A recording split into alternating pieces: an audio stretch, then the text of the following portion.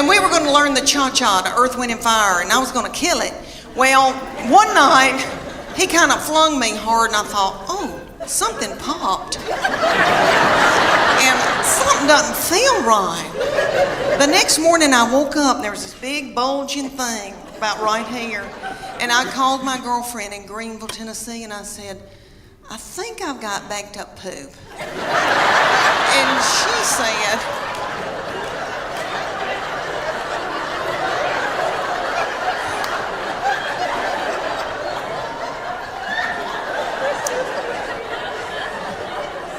because I have trouble with that. But she said, I don't think poop goes up that far. And so she looked on her iPad on WebMD, and she sent me this picture of this man looked like an alien coming out of him. She said, is that it? And I go, that's it. She goes, you've got a hernia. So I went to my doctor, and they said, we can't push this thing back in. And so the thing was in 5 days with the Children's Hospital, and I didn't want to let them down. And I thought, Lord, what are we going to do? And my girls stepped in and learned a dance in 4 days. Bless their hearts, and they were practically nude. And they had to wear all that too. And I came out in a wheelchair to Proud Mary Keep On Turning. Thank you. And it all turned out good. The girls did that dance. You've seen that video from a long time, from the 60s with Tina Turner, and they were doing that dance. You know, it looked like car wash, something going through. Y'all seen that?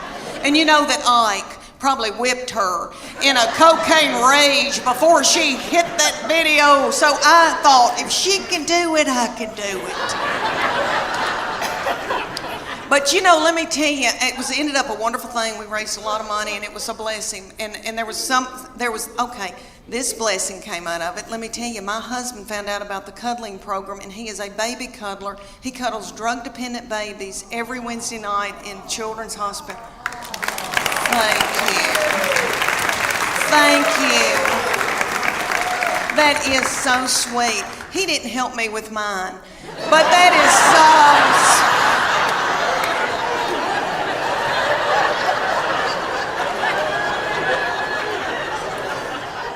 It's because he was out making a living.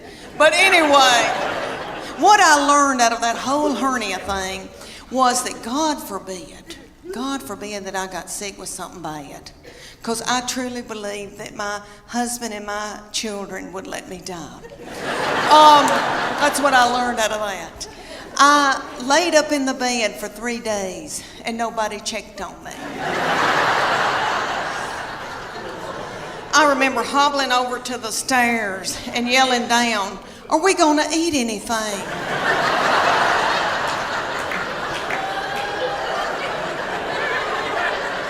And I could just hear people going through my purse.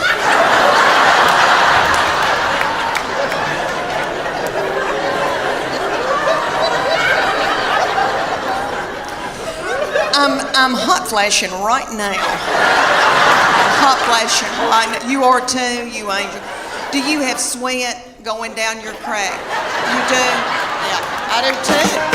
He came to me in, he was in middle school or high school, and he's very spiritually mature, has always been. I didn't do it. Their daddy didn't do it. God did it. But we call him our little Billy Graham. But anywho, so he was dating a little girl, and he came home, and I said, what y'all been doing? And he said, we've been watching a movie, and we were kissing. I said, oh, that's normal. That's okay. But I said, baby, before you know it, one thing can get out of hand. You got your arm around somebody, and then you got your hand on her leg. Things can get out of control. He looked at me like I was crazy. And he said to me, Mom, I've prayed about this. Nothing like that's going to happen. And I know he meant that. And all I could think of to myself was some of the nastiest things I ever did.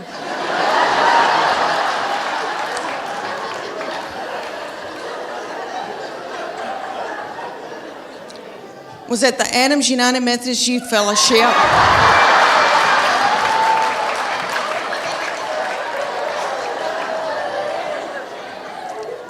on a hayride. I don't know what it was about hay that set me on fire. I wish it did now. I could get a new purse out of that. Do y'all know what I'm talking about? Youth groups. And we've all, here in the South, we've all been raised in church, you know. Did y'all ever go to a lock-in? What little fool came up with that?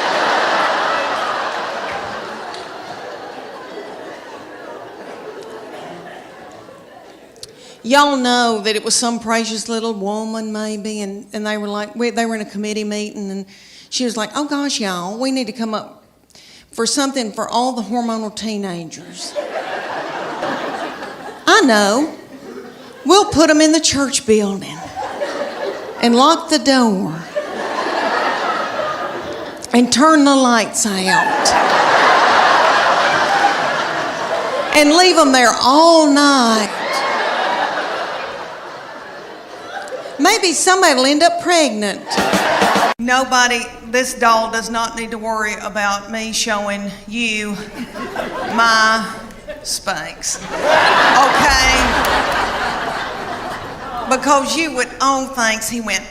Because you would vomit. My darling. Because I'm 52 and I've lost my bloom. And life has kicked me in the teeth. And I eat sugar and white flour to push down my emotions, to keep from getting hooked on whiskey. Thank y'all so much for coming out tonight. Thank you. I've always loved Chattanooga because my best friend lives here, but also now I have something very special. My 22-year-old baby lives here now in Chattanooga. And she works for Make-A-Wish, East Tennessee. And you may have seen the video that Trish was talking about that's got over 15 million views, and I talk about her being mean. It's just to me. She's just mean to me, not other people. She holds it in so she can spew it out onto me. But she knows she's very sweet and very precious, and she's been backstage with me.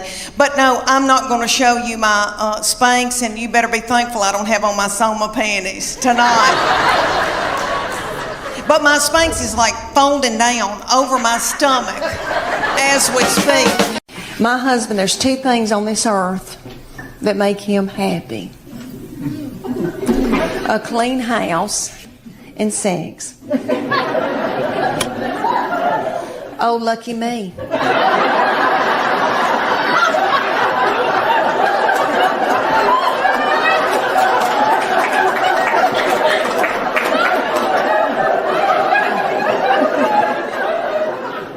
I like a clean house too. But I'm too fun to clean. I want somebody else to do it, you know? So to make my husband happy, I got to where I would just pour bleach in certain parts of the house. And so when he came home, he'd smell it and think that I had been cleaning. It worked for a little while, and then he caught on to me. And he said, if you'll have sex with me twice a week, I'll get you a maid. No. And then,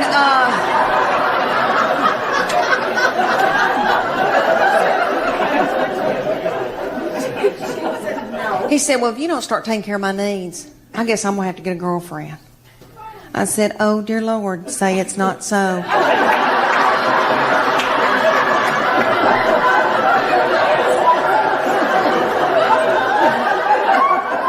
I said, well, make sure that she's stout and that she can mow, because I need some help. In Knoxville, our children's hospital had asked me for years to be in there Dancing with the Stars. I want to be able to tell y'all it was ABC, but it wasn't. It was in Knoxville, and it was local celebrities. So it's like the weatherman. And Bill Fulmer if he didn't have a knee replacement. And, you know, people like that. So they had asked me, there's not many celebrities, so they had asked me, and I said, well, I've been eating white flour, and I'm in a bad place, and I don't know.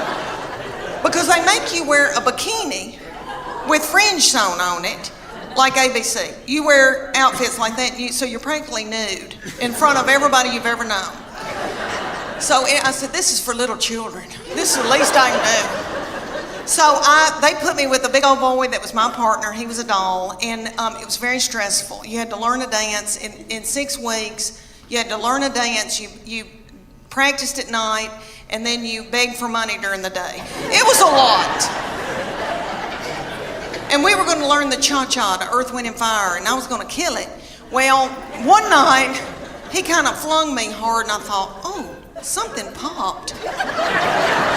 And something doesn't feel right. The next morning I woke up and there was this big bulging thing about right here.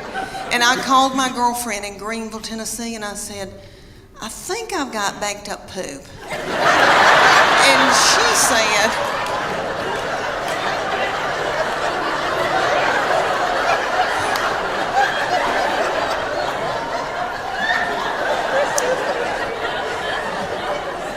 because I have trouble with that. But she said, I don't think poop goes up that far.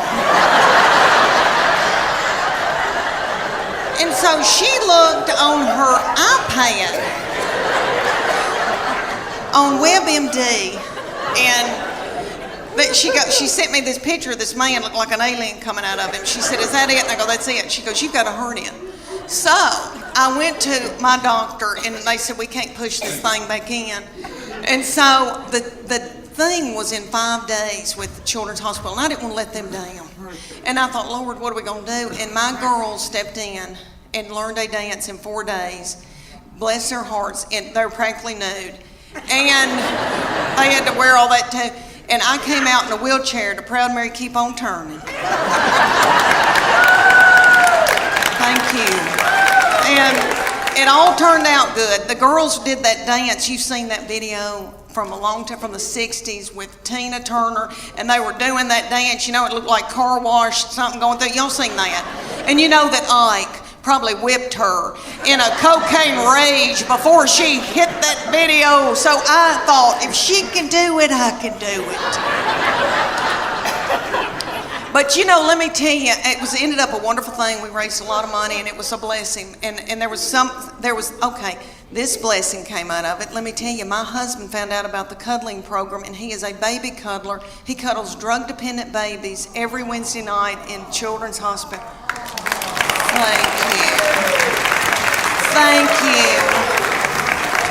That is so sweet. He didn't help me with mine, but that is so. It goes from 5 to 18, so the little 5-year-olds come out, and they are yummy, and you could eat their lips off. And they've got little bitty skirts on about the size of a napkin. And they come out to Beyonce's All the Single Ladies.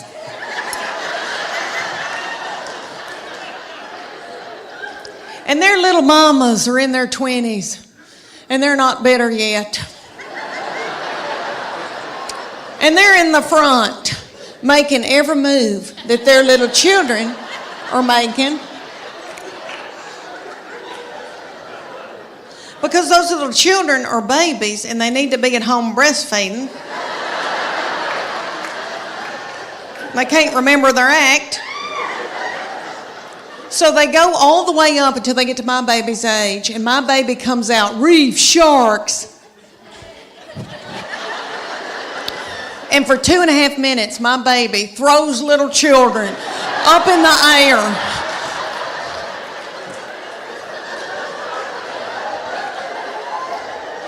Broken out in a sweat, working like a Trojan. And the whole time, it's the most freakishly tiny little people you've ever seen that she's throwing up in the air. Their little mamas are freakish, tiny little people too. I'm from farming country in Middle Tennessee. We grew dark fired tobacco, so I've got thick ankles. I can work in the fields. I don't know who these people are. I don't know how they birthed a little baby, their little cervix. So these freakishly tiny little children are up on top, and the whole time she's throwing them in the air, they're doing this.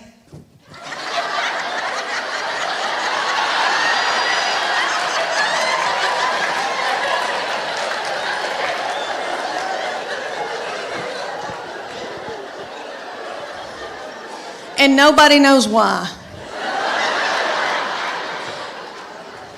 But this goes on for 2.5 minutes, and then the finale. All the little children hunker down on the stage, and the finale was my baby. They had my baby hop up out of that crowd with a child's foot in her hand. So y'all get what I'm saying. She had a human being up over her head with one arm. And that little girl's doing some kind of something up on top. My baby was a rock star. Thank you. I mean, really, I don't know when's the last time. I had never held one of my friends up over my head with one foot in my hand. It's a big deal. And the feminine boys went nuts. And they wanted her to stay so bad. They were like, we want you to stay. And she was like, I'm okay. I've got it out of my system. I'm okay. She said, but I'm keeping this whore outfit. She still has it. She says she's going to get married in it. But anyway, okay, let me tell y'all that my middle one, we go and get spray tans together. And I love them, and I feel thinner in them. If you're going through a hard time, go get a spray tan. Makes you feel like a movie star. Okay, well, we went the other night, and this is the difference for you young mamas out there. Like, women going like in your 20s and 30s and even in your 40s when you still are, have life left in you. Okay. There's something happens to you when you're in your 50s, and it is wonderful. You don't care, okay? You don't care about anything. All right. We go to get a spray tan, and y'all know about Snapchat. There's a thing called Snapchat where you can video somebody and send it to your friend. Okay. Or send it out to the world, I guess. All right. I'm completely naked with a plastic bag on my head. In the spray tanning thing, and it's like a car wash. It does this. And then you do. And then you do. And then you do. Okay. And when it's cold outside, it feels like needles going in you. It's so cold. Oh, that's awful. But anyway, she started filming me on Snapchat. Completely nude. Now, in my 30s and 40s, I would have been hysterical, and I would have been in a bowl, and I would have been so torn up. In your 50s, at first I was like, and then I was like, I don't care.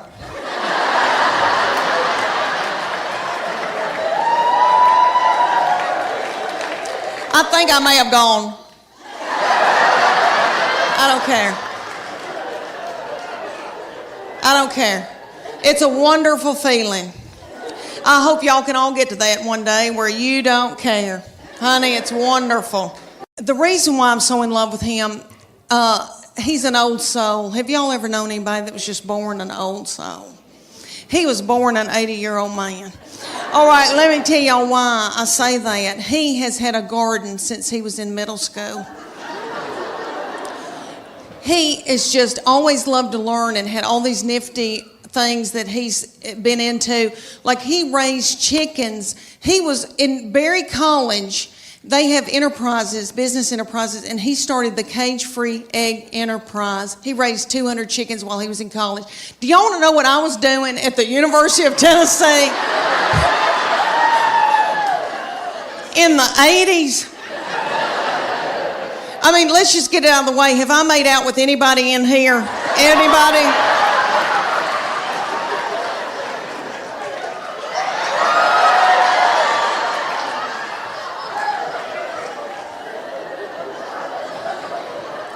I was in terrible sin. And I was down at Gabby's on the Strip. I don't know if any of y'all remember that Sodom and Gomorrah. I was dancing to Prince, but anywho. So anyway, all right, so he had his own garden. He now cans his own food. He can can food. Are y'all listening to me? He loved gospel bluegrass in high school. Honey, that was his favorite music that he loved. So I brought him to Dr. Ralph Stanley. I don't know if y'all remember Dr. Ralph. He just passed away, 90-something years old, godfather of Mountain. So I brought my son to the Bijou to see him. They propped little Dr. Ralph up on stage. Looked like he had a permanent. Almost threw my panties at him because that's what you do at Tom Jones. Anywho, so we're sitting out in the audience while Dr. Ralph's up here singing, and I thought, how many teenage boys are listening to this? Gospel bluegrass. What are they listening to, real teenage? You know, all right, Waka Flocka Flame.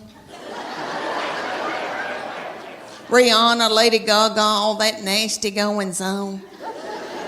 I thought, wouldn't it be funny if I had to yell at my boy, turn that gospel bluegrass down.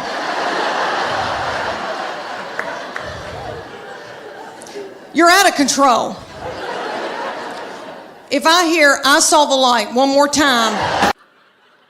Okay, the 5 love languages. All right, me and Chuck Morgan in Sunday school class went on a retreat.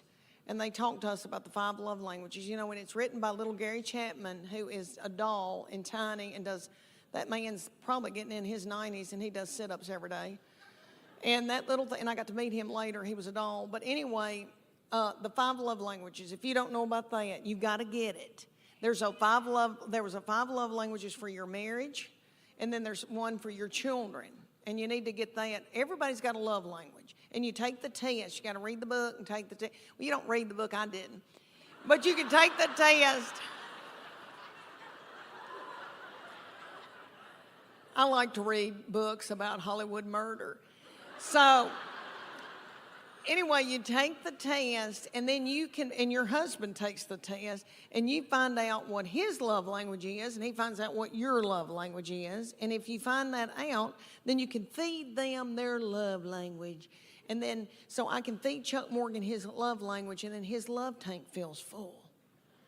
If I don't, he could go to work and be at a water fountain, and some whore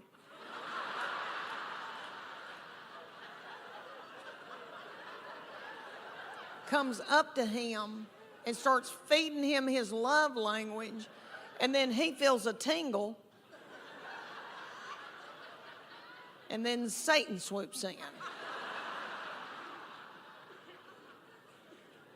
So these are the 5 love languages. Quality time. If you may know somebody that just wants you to sit on the couch and watch ESPN with them. Something like that. Then there's gifts. That's my sister's love language. It doesn't have to be something expensive. Just so you thought of her, if you buy her a card and a rose from the grocery store, she'll bawl her eyes out. And then there's words of affirmation. That's mine. But physical touch.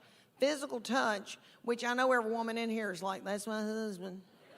Physical touch. But it's not that kind of physical touch. We're talking about the physical, when you know people that just want to hug you and squeeze on you and all that all the time. That's their love language, is physical touch.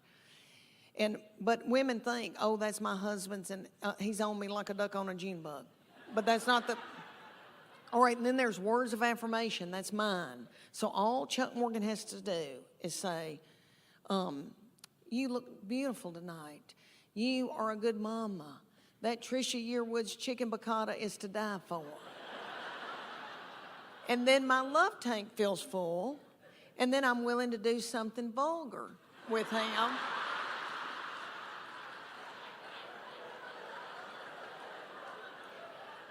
And then he gives me money to get my hair highlighted.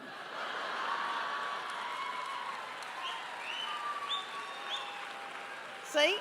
It works out, you know? It's God's way. And then my husband's is acts of service. So for him to feel loved, I have to go in the garage and build a set of shelves. All right, did y'all have a good Easter? Yay! All right, let me tell y'all, I had everybody at my house and I was exhausted. And I thought, I don't know if I want to be, I'm the person now because everybody else has gotten too old. And so they said, it's on you now. And so, I like to cook and all that, but it's a lot getting ready and all that ice in the glasses and all that. And my little mother-in-law, Gail, who is darling, who loves to cook, we were talking about our menu. And I said, this was a couple of weeks ago, and I said, let's do a tenderloin. And then we talked about deviled eggs, you know, all that. And Tess, my baby, said, we need to get a ham, maybe a spiraled ham. And Gail went. She goes, this is just my opinion. And we thought, what is she about to talk about? P. Diddy? We were like,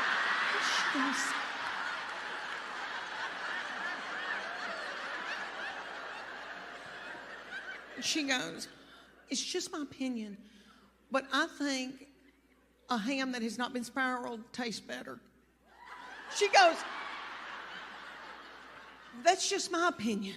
She goes, that's just my opinion. We were like, it's okay, Gail, you can tell us that. My husband and I both play sports, and we love sports. And I know y'all are thinking, you sissy thing, you didn't play sports, but I did. I should have cared more. I was worried about my hair, but anyway, we loved it. And we pushed our 4-year-old, our oldest, when he was 4, we made him do T-ball. And I was thinking about it because it's T-ball season right now. And T-ball, if you don't know anything about T-ball season, it's about 110 degrees outside. The games last about 3 hours. It's little children with it looks like they got a pull-up on under their baseball pants. Nobody ever hits the ball, throws the ball, makes contact with the ball.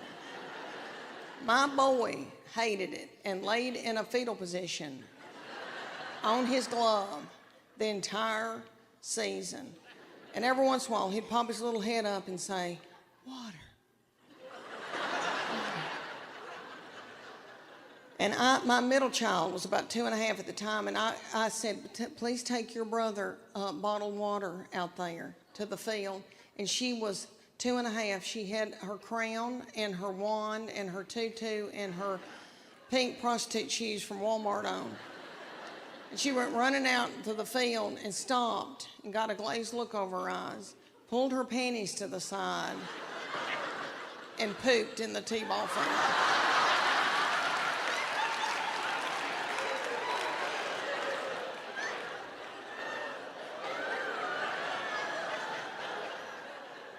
I had to run out there and get a stick and flick it into the woods because I didn't want another child to step in it or think it was a milk dud.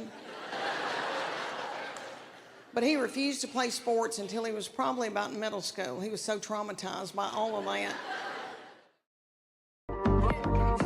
My love language is words of affirmation. Okay, if you have not taken that test, go get you a book called The 5 Love Languages. My husband and I did it at the Methodist Church. When we were just married, we went on a retreat and we did this. And they have one for your children and they have one for your spouse. So You read it, you take the test, and everybody has a prominent love language. There's 5 of them. And so you find out what your spouse's love language is.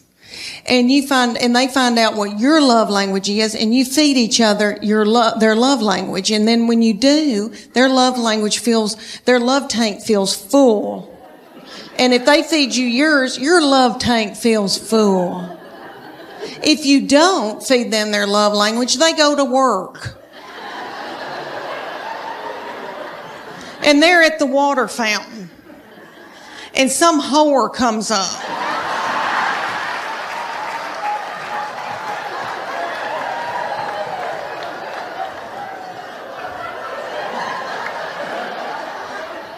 And feeds them their love language. And then they feel a tingle. And then Satan swoops in. Everybody, I think you know where I'm going with that. Okay. So there's 5 love languages. The first one is quality time. You know people that just want you to spend quality time with them. Just them. Okay. Then there's physical touch.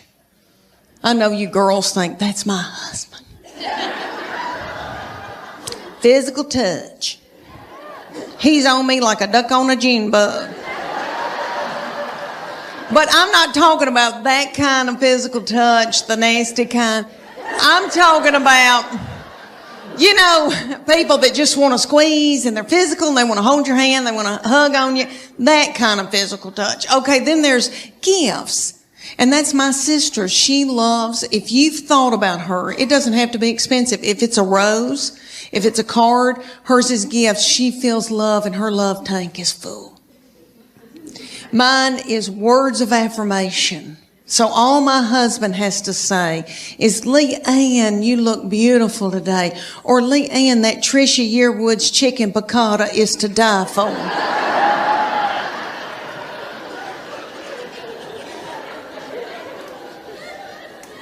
And then I'm willing to do something vulgar with him.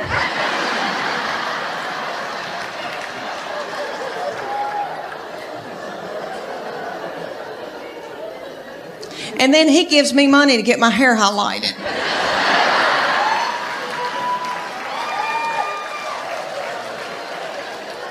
You see how that works? That's really biblical. Okay, and then the 5th one is acts of service. So that's my husband's. So I have to, honest to goodness, I have to go in the garage and build a set of shelves for him to feel love. And my boy was 9 years old, and we joined Pop Warner football. And y'all take football just as serious as we do in Tennessee. And that little Pop Warner team scared me to death. They meant it, and it was serious, and it was 130 degrees. And the man who was the coach, head coach, his boy was a quarterback, 9 years old, and he was talented. You could tell this child had it. And they worked that little thing like a mule. And I bet that boy is somewhere smoking dope somewhere.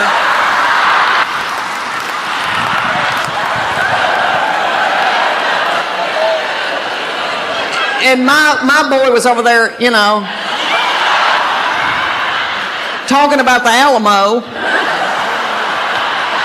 and could have cared less. And my husband played football, and he was like, get out there, and everybody was vomiting because it was hot and all that. And then the team mom drank wild turkey out of the back of her truck. Sisters, brothers, and others, welcome back to the Reporting for Duty, a tribute to our dear and blessed friend, Leslie Jordan. No, that little angel. Okay, y'all know that Leslie was raised in church, and this is the crazy thing. We had mutual friends that he was raised in church with, that I'm close to, and I was raised in church. I think most of us here in the South were. Well, I raised my children in church. I've got 3 that I'm in love with. My boy is my oldest, and then 2 girls. My boy has always been very spiritually mature and an old soul. God did it. Me and my husband did not do it. We're full of sin. But But he has always been like a little old man. And when he was in high school, he went on a date with a girl, and he came home, and I said, what have y'all been doing? And he said, well, we've been kissing on the couch. I said, it's okay. That's natural. But I said, baby, before you know it, you've got your arm around somebody, and then you've got your hand on her leg, and then things can get out of control. And he looked at me like I was crazy, and he said, Mom, I've prayed about this. Nothing like that's ever going to happen. And I know he meant that at that time. And all I could think of was some of the nastiest things I ever did.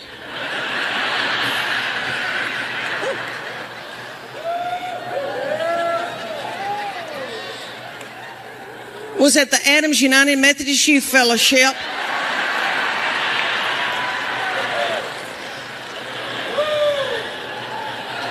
On a hayride. I don't know what it was about hay that set me on fire. I wish it did now,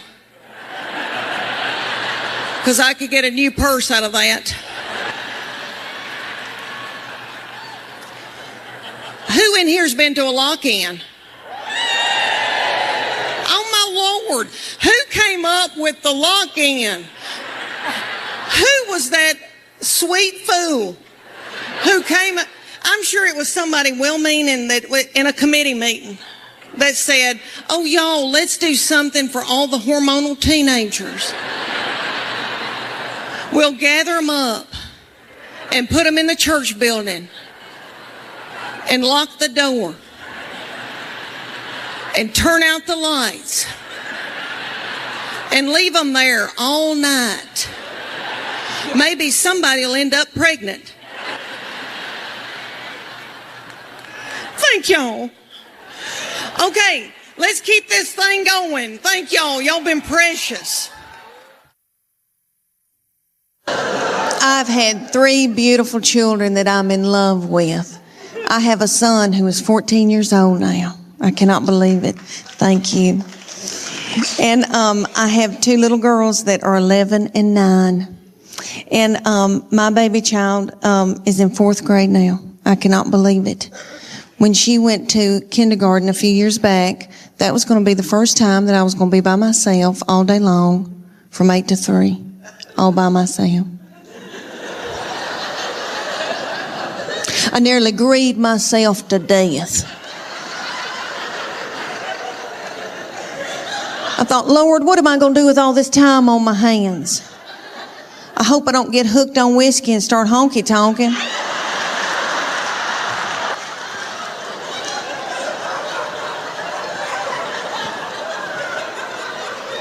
About 3 weeks into kindergarten, I was like, it's your birthday, Now I ain't gonna get a pap smear without somebody sitting on my head.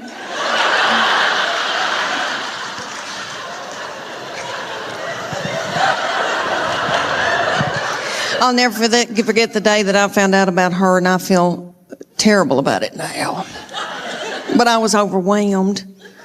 I knew something wasn't right. I didn't feel good. I thought, oh my gosh, surely I'm not pregnant this quick, this soon. And you know when you gotta know something, you gotta know it right then. I had no right then. I grabbed up my 2 babies and diaper bag and all that stuff you take with you everywhere you go, and I went to the Walmart in the foothills of the Appalachian Mountains. And I bought an EPT pregnancy test, and I took it in the stall at Walmart. And I tinkled on it. And my 3-year-old boy looked at me, he said, what, is it positive?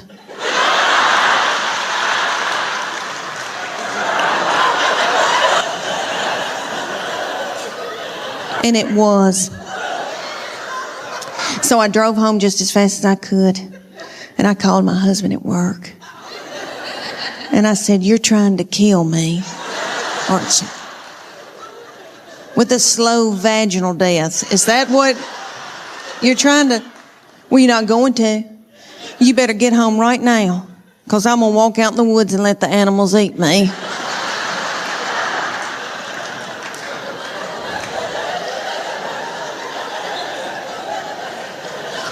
let me explain to y'all why I was so torn up.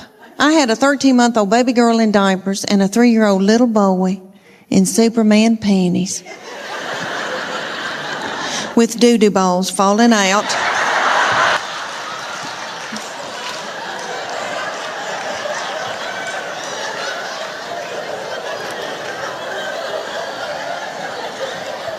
At the grocery store. I thought, oh my Lord, did anybody see that? I don't have anything in my purse to pick it up with. Is some little child gonna think it's a milk dud?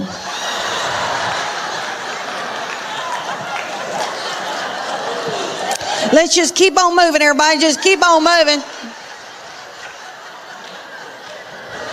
But God knew better than I did because she's been a doll baby, but she's ruined. And I know I'm the one who did it. I was tired and beat down. So, anybody here who has more than two, you know, good night by that third and fourth one, you got to let them do what they got to do, you know. She still cries over anything. She cries because she knows she gets her way. I said, what's she crying about? She wants your toy. Well, just give it to her. I can't deal with it.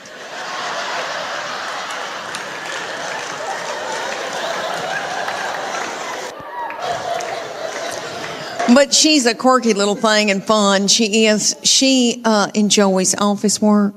And for Santa Claus this past Christmas, she wanted a filing cabinet.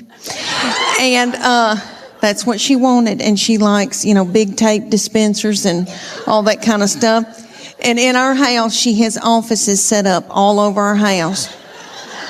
And she's always talked to herself. And we like to sneak and watch her because she'll be doing office work. And she has her little Barbie phone or cell phones and old cordless phones, and she'll be calling people up and chewing them out over the phone. She says, well, if you can't get this order in, I'm taking my business elsewhere. She says she wants to work for Geico when she gets older. For her 8th birthday, you know how mamas will call you and say, what's she into? What can I get her? And I said, well, she needs office supplies.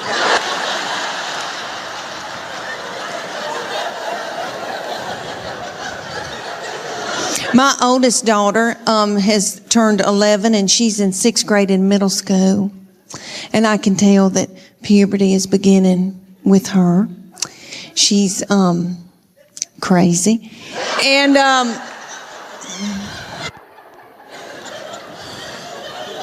she's mean as a snake.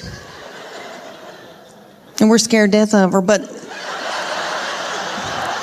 we just tiptoe around her. She cries a lot and she doesn't know why, and she tells us, I don't know why I'm crying. And we just try to get through it. But I'm telling you, she can run a household. She's a grown woman. She has been ever since she got here. So I said, you're going to have to come in here, baby. I said, your daddy's going to take care of y'all. I'm going to Nashville for like 3 days. She bust out crying. I said, what's wrong? She said, don't leave us with him. He doesn't know where the food is.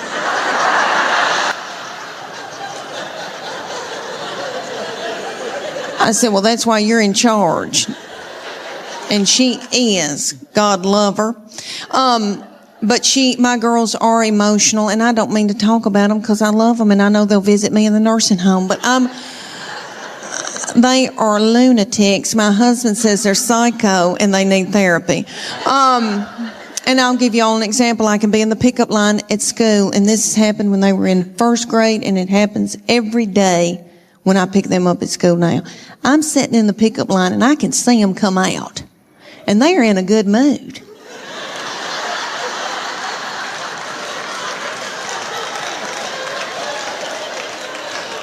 And they're goosing each other and giggling and doing and talking and having a good time. They're waving to the teachers and the principal.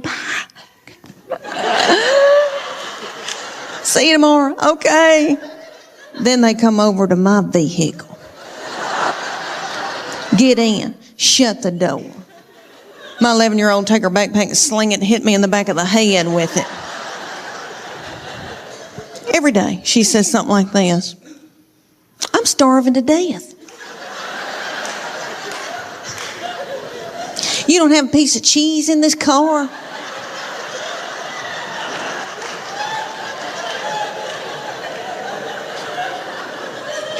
Your driving's making me car sick. I hate her. Why'd you have her? And then my baby will be sitting up there in a daze. She'll be going, Mama, Mama, Mama, Mama, Mama, Mama, Mama. What? Mama, Mama, Mama. What? I'm listening. She asked me some of the craziest things. One day she said to me, did Jesus ever have head lice?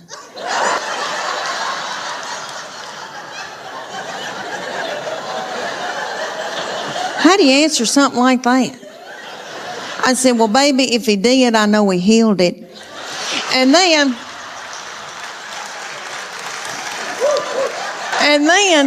my girls would be whipping each other in the back seat and telling each other how bad they hate each other and they wished each other were dead.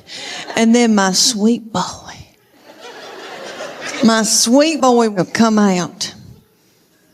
He'll get in and he'll say, you know, they're building a new Home Depot up on 281.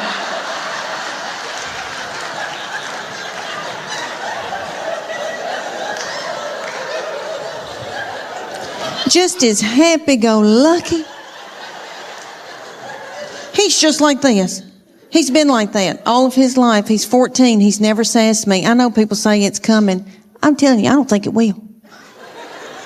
And I'm in love with him. My husband says I have an unhealthy obsession with him. Whatever. And, he's the only one of all my family that doesn't give me any crap. So yes, I am in love with him. And that doll, we want the best for him and we want the best for these children. We want them to be involved in sports. You know, keep them off of dope. But I wanted to tell y'all that my new obsession, what I've gotten obsessed over, because I love sports, I love football, is I've been watching quarterbacks on Netflix. And if y'all have not seen that, y'all got to watch it. They follow 3 quarterbacks, and it's precious Kirk Cousins that loves the Lord. And he is so sweet. And then it's that little Mariota man who is beautiful, and his wife, and he loves his baby, and he's yummy and sweet. And then Patrick Mahomes, honey, Patrick Mahomes. And if you watch that, I'm telling y'all, if y'all watch it, y'all will fall in love with that little thing, and you'll be worried to death about him. Okay. He is the age of my children. I could have birthed him. And I feel like I should have. And I would tend to him. I'm worried sick. All right, that little thing. I was in Denver, Colorado, doing a show the night that the Denver Broncos beat the Kansas City Chiefs, and little Patrick Mahomes had the flu and still played, and they had to give that little thing a bag of fluids. And then he went out there and played in that snow. Okay, if you watch him in that quarterback's thing, oh my Lord, he did something to one of his feet. It was a fracture or a sprain or something, and he kept saying, I'm good, dog, I'm good, I'm good, dog. And they were like, you don't have to play. He was like, I'm good, dog. And that little thing hopped on one foot and played a whole game and threw that ball from up in it and flicked it and did it. And I have never seen anything in my life. I'm worried about him because everybody around him, his family, if y'all have not gotten into this, y'all need to do a deep dive into this bunch of yahoos. Honey, you talking about some yahoos. Okay. He's got a brother named Jackson who's a TikTok star.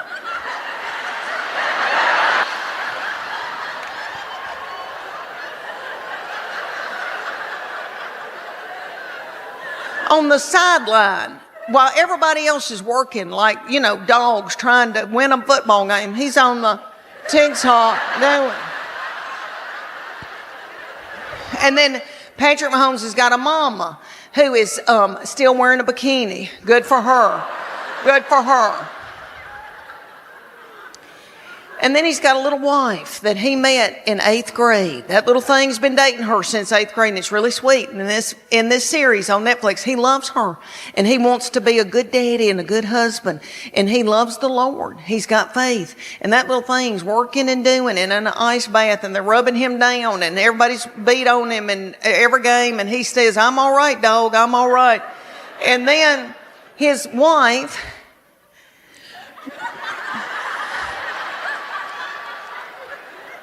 Brittany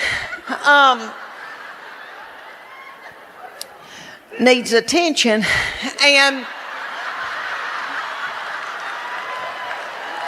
but who doesn't?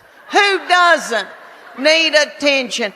And if I were a child like she is, and somebody gave me $90 million, I'd act a fool too. You know, I would. I acted a fool when I was her age and I didn't have 10 cents. All right. And you'll see on this series, like they're working on him and he's playing with one foot and doing and barely hanging on and holding up everybody around him. And she is wanting to take selfies. And she's like, "Come over here, take that selfie." And doing that, and he's hopping over, taking a picture.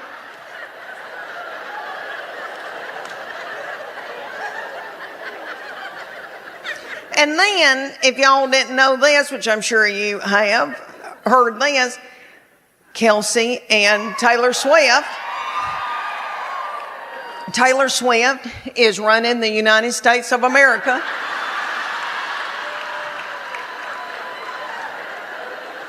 And now she's going to the ball games, and you know what? Her uterus is aching. I know it is.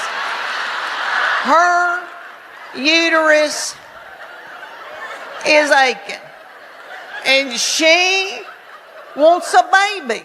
She wants a baby, and it's time. It's time for her to want a baby, and she wants to breed with that big old Kelsey boy.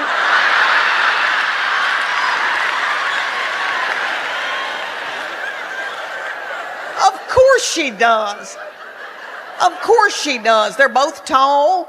I mean, I could see it. And then little Taylor Swift looks like she's got a sweet spirit. And you can tell that she's worried about little Brittany Mahomes needing attention. So ESPN had them in the box, and you could see Taylor holding her hands and singing with her and dancing with her, and had a look on her face like, "I better do this or she's going to burn this thing down."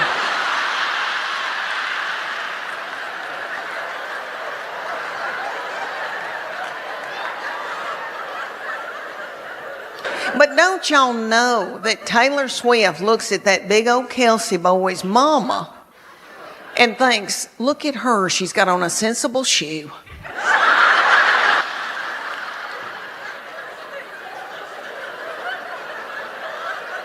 She's got on a sensible shoe and a nice jean, a high waist with some stretch. And don't you know that Taylor Swift is thinking, "I know that little doll put in a pot roast in the crock pot before she came to this NFL football game so that they would have something to eat when this thing was over." And you know that his mama browned that roast in a skillet with flour.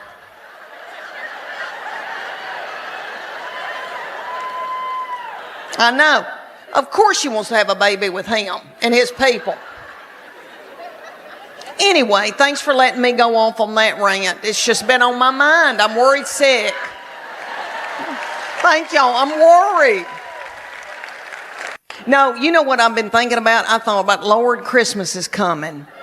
And now I'm a grandmama, and I'm out making a little money. But when I was a stay-at-home mom, when we first got started out and had little children, I remember thinking, "Oh my Lord, that Little Tykes kitchen's gonna sell out."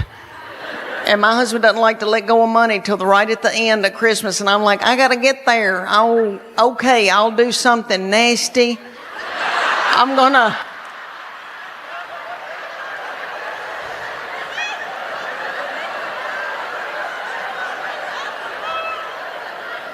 Okay, I'll do something nasty in that big Dodge Ram in that mobile home parking lot. Yeah, and then I'll be able to get that Elmo. Yeah.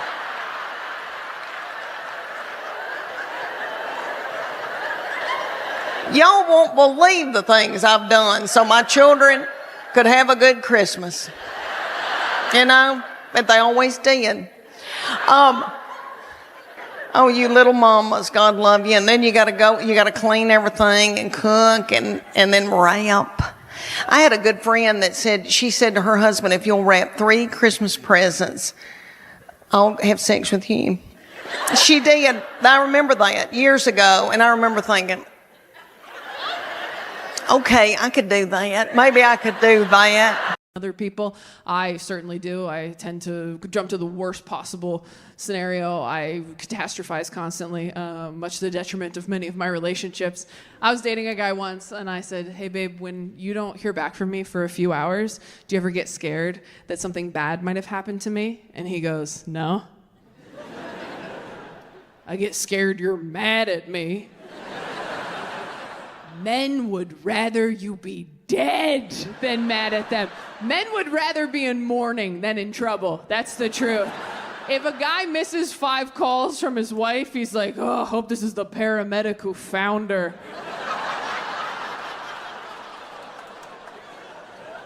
I also wish that joke didn't work. You know what's so funny to me about men who kill their wives? What? Well, just wait. What's so funny to me about men who kill their wives is like they think they're gonna get away with it. And it's like, dude, you've never planned a goddamn thing in your whole life. You've never made a dinner reservation and now you're gonna hide a body? This is quite the maiden voyage for event therapy over the years. I was a nightmare in my 20s. I was dating a guy once in my 20s, and we were laying on the couch one night, and we weren't fighting, and I thought that was weird. So I turned to him, and I said, hey, babe, if you found out that we were cousins, would you break up with me? And he goes, yes. And I was like, whoa, fast. No follow-up questions. You're just out like that. He goes, it's illegal, Taylor. I'm like, so are mushrooms, and we did those. Now you're this law-abiding citizen just because we're cousins? He goes, you're so wrong about this. Ask anyone we know. So I texted the 3 happiest couples in my phone, and I said, hey, if you 2 found out you're cousins, you didn't know when you met, you haven't known this whole time you've been together, you have the same relationship you've always had, but whoops, you're cousins. Would you break up? And they all wrote back, do we have to tell anybody? And I showed him my phone and I said, that's what love looks like.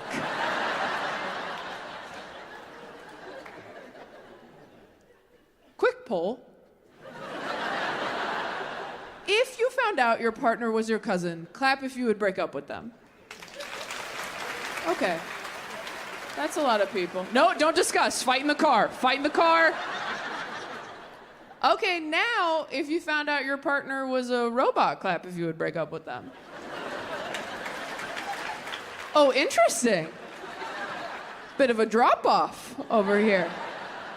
Some of us clap for cousin and not for robot. Okay, so we're going to abandon our family.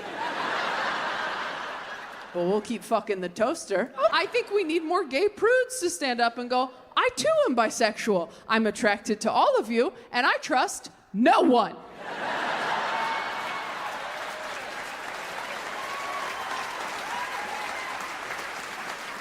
I would, but I will not. It's also scary to say you're bisexual for the same reason it's scary to say you're suicidal. There's always gonna be people who are like, if you don't go all the way, you just want attention.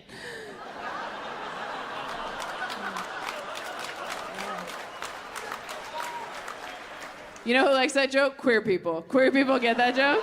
Straight people are like, oh my God, there were so many sad words. Which is fair, you're right. No offense, straight guys. I have to say, I am so glad that straight men are not my only option anymore. That was bleak.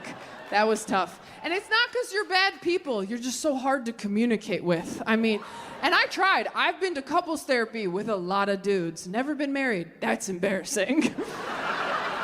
You know how embarrassing it is to break up with someone you've been to couples therapy with? You just have to live the rest of your life with all this useless information about some dude's childhood. You're like, cool, guess I'll just go the rest of my days knowing what triggers Michael. That sucks. I also couldn't get on the same page with a lot of my boyfriends about our future. Like, I used to only want to adopt if I was going to have kids. And every straight guy I ever dated was like, no, it's going to look like me or I'll eat it. Every guy. Which, hey, I've never been a father. Maybe that's true, right? I had one boyfriend who said he would use a surrogate. He was open to that idea, which I do love the idea of a surrogate. What a power move to be like, can you just hold this for 9 months? I'm so busy. I'm getting a call. Don't eat fish. You breeze back in 9 months later, their guts are everywhere. You have a blowout. You're like, thank you so much. Thank you. Hey, you're glowing, you're brave. Money's on the nightstand, 5 stars. Bye.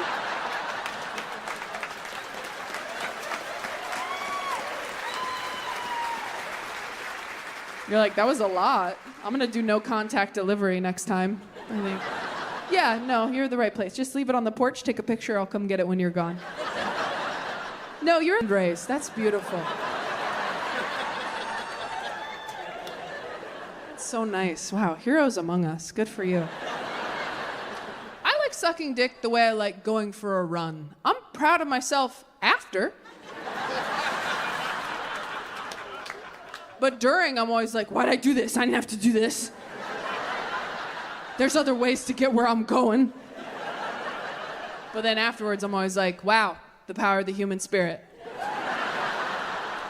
Really is all mind over matter out there. But then during, I'm like, people should be throwing little cups of water on me for being so brave. But then afterwards, I'm like, nice, got my time down.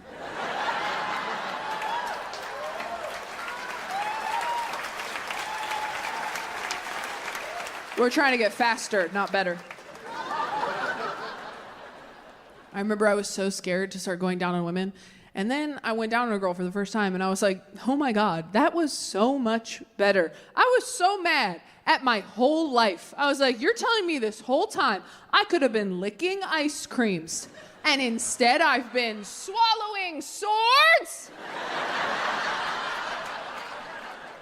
Could have been living like a child on the boardwalk. Instead, I've been living like a carny with something to prove. 30 feels like saying to a waiter, by the way, it's my birthday.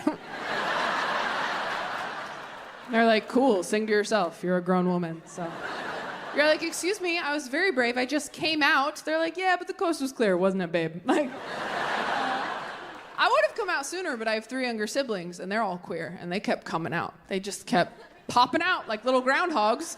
And every time another one popped out, I was like, well, that's 6 more months of heterosexuality for me, I guess. I was also hesitant to come out as bisexual because there's a stigma around it, right? When you say you're bisexual, a lot of people assume that you are good at sex. And I'm not, guys. And I refuse to get better. All right? I'm not learning any more tricks, okay? I turned 30, I was like, shut it down. As Jesus said, it is finished. I'm hitting save progress. I'm gonna die on this level.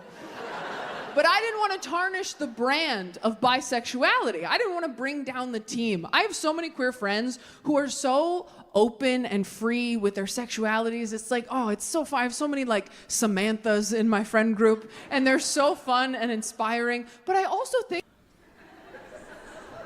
you know? Because you know how with a man you can kind of just like,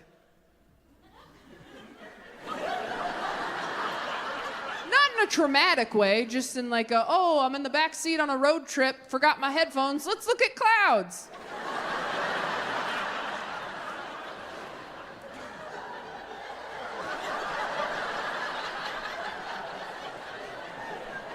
Huh? I did, yeah, absolutely.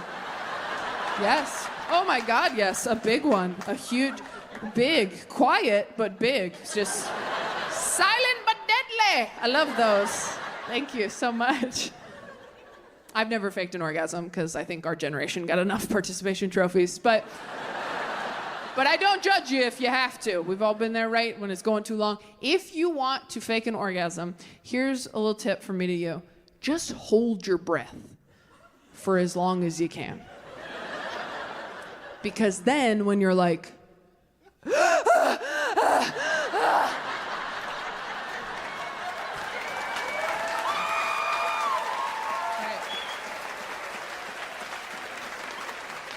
it'll seem like you came when really you just came up for air. That's how you get rid of hiccups and Jeremy. From a part-time job. They're like, you can't even work here Mondays and Tuesdays. Holy shit. I didn't think I was gonna like dating somebody poly. She was poly, I was busy.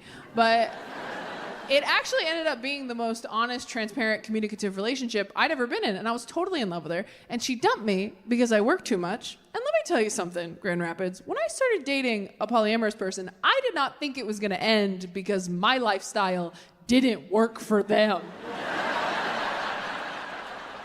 I know some of you don't believe me. You're like, there's no way you liked being poly, Taylor. You are not cool. You reek of monogamy. I bet you masturbate to Bridgerton. And you know what? I don't. I have, but I don't. That joke's not going in the special. There's no way. No. That's way too vulnerable to put on Netflix. We'll not be doing that. Unless it helps the algorithm. We'll have to talk about it. If Netflix was like, if you liked Bridgerton, we always get the cast of Pirates of the Caribbean. We always get Shigo from Kim Possible. We always get Robin Hood the Fox version. You know. And then people always ask what my queer awakening was. And my queer awakening, I figured out because I was watching home movies of me as a little kid. And I found this video of me talking to my mom when I was like 3 or 4. And do you guys remember the girl deer from Bambi, Pauline? Okay, so apparently Pauline